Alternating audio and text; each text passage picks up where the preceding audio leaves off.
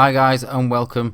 Don't forget, if you're not subscribed, hit that subscribe button and click the bell for notifications of when we upload new content, and also give that like button a hit if you do enjoy the video. It does help the channel grow and us to gain a little bit more viewership on YouTube. So in this video we're going to be taking a look at the 4600 Xtreme 1.2XL DVR AQUA spray gun from Sagola. Now you will have to excuse that on this video we are just going to do something simple with this, but I just wanted to give a bit of an idea for you guys of how this sprays. Now I've been using this in the shop now with our water-based system now for about a month. I have tried the 1.3XL and then I've switched to the 1.2XL, which for us on the Leesonals water-based system I find works a lot better. It just seems to atomize a lot nicer and give a lot nicer laydown to the base coat. Now I have called this part 1 because I am going to do a bit of a part 2 on this spray gun, doing a Range Rover Evoque that I've also got the footage of, but trying to get the two edited up at the same time and get both of them into the same video would have just made this video too long. So I'm going to give you my thoughts on this spray gun during this video and then show this spray gun and just how good it is again on the second video with the Range Rover Evoque. Now as I said, I've been using this for around about a month. I started off with the 1.3XL tip in this, and for me personally I just found it was just a bit too large for the water-based base coat system that we're using. Now as far as what's going to be best for you, I am going to leave a link in the description to this video of the different setups for the Sagolas and the application guide that Sagola sends out as their recommendation for tip sizes, whether you'd want the DVR or you'd want the AQUA or anything like that. Everything is within the application guide and it is exceptionally bang on as well, so it can take any of the guesswork out of which tip size and also which gun and which model that you need to be going for the particular system or range of clear coats and everything that you are using. It is a very detailed application guide, and as I said, I'll leave that in the link in the description for you. So to start off with, this is the digital model, so it is a little bit more expensive than the non-digital model. This retails at around about £540 from PMP Supplies, our sponsors, and I have to say, when I first got this I was a little bit dubious because up until that point I had been using my LS400 for this water-based system that we're on, so I'd kind of got used to that. And when I first started off with the 1.3 tip in this, it was not that I didn't like it, I was just struggling with it to get the right laydown that I wanted. But as soon as I switched this over to 1.2XL tip, which is probably like the 1.3 HD or the 1.3 LS Iwata, I found this to be an exceptionally nice spray gun. It's got a really big fan and I was really surprised at the kind of pressures that you can spray with this. Sagola's recommendation for this is 1.8 to 2 bar for water-based base coats. However, on this video here I'm running this between 1 and 1.5 bar, but I've probably settled at about 1.2 bar on the digital gauge for most of the jobs that I've sprayed, which makes it really effortless to do like those really awkward metallic silvers that lay down really funny, and some of the sort of darker silvers and darker greys on the Audis and stuff like that. It really meant that I could get a really nice laydown on the metallics and everything without having to worry about any base coat blenders or putting a wet bed down or anything like that. And I found that this puts down a really nice fine even coat of base coat.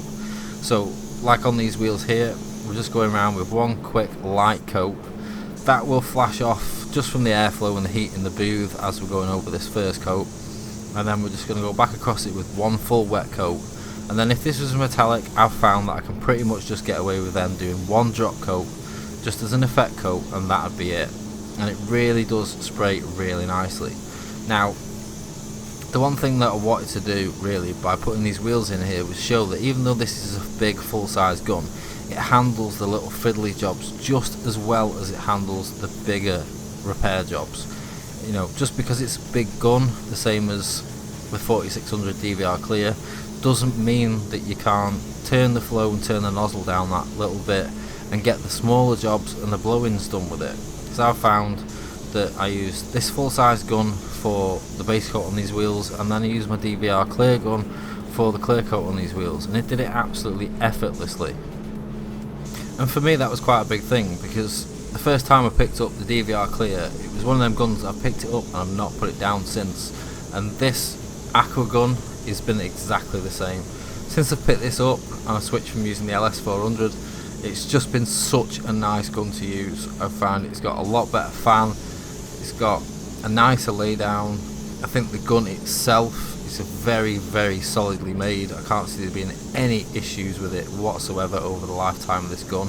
And Sagola have just sent me out the new trophy truck Titania air cap edition of the 4600, as shown here, which I will also get a review of soon for you guys once I've finished reviewing these Sagolas that I've got at the moment, because so far I really cannot fault their range. I think it's rather strange that you've got the manufacturers out there like Sata, Iwata, De Vilbis, people like that are really heavily advertised to us all through social media and through other, the magazines and the publications and everything, and they're so well known. And Sagolas to me seem like not so much of a well known brand, but after actually using their guns, I think they deserve a lot more airtime and a lot more acknowledgement in the industry, because I think like just the build quality, the sprayability of the guns, they tend to feel like they're a lot faster but a lot more controlled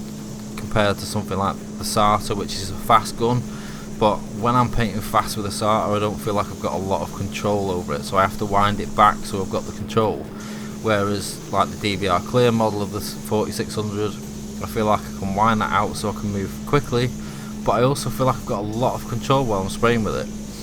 The atomization on all of the Sagolas that I've tried so far is exceptional, and the build quality, I think you could throw one of these around the workshop and not have to worry about breaking it.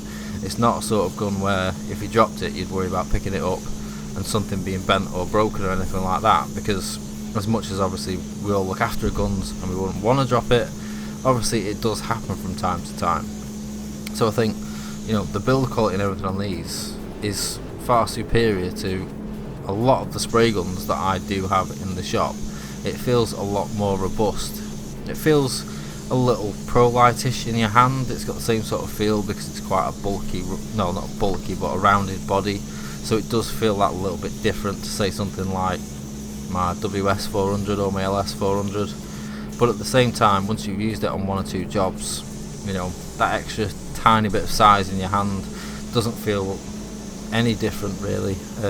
It really does feel like a really nice, easy, effortless gun for doing base coat with. And like I say, we will put the video up with the Range Rover Evoque in the next sort of week to 10 days, so you can see me using it on that as well. And personally, from my point of view, if you are looking for a new base coat gun, then this is a base coat gun that I would definitely recommend if it's in your sort of price range. Because the problem is these days, I think with the DV1s and everything coming out at a little bit of a higher price, everything seems to have moved up a price bracket really. So it is something that you've got to take into account these days, that all the main top brand guns now seem to be around the same sort of price, so I don't really feel like price is as much of an issue anymore. If price wasn't an issue and I was looking for a new base coat gun, after trying this would definitely be my first point of call. Just the same really as the 4600 DVR Clear would be my first port of call for a clear coat gun these days.